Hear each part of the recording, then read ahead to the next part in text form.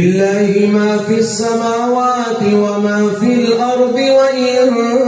تبدوا ما في أنفسكم أو تخفوه يحاسبكم به الله فيغفر لمن يشاء ويعذب من يشاء والله على كل شيء قدير. آمن الرسول بما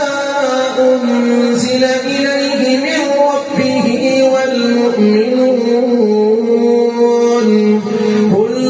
آمن بالله وملائكته وكتبه ورسله لا نفرق بين أحد من رسله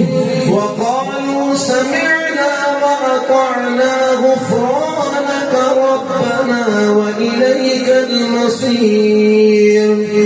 لا يكلف الله نفسا إلا وسعها لها ما كسبت وعليها ما اكتسبت ربنا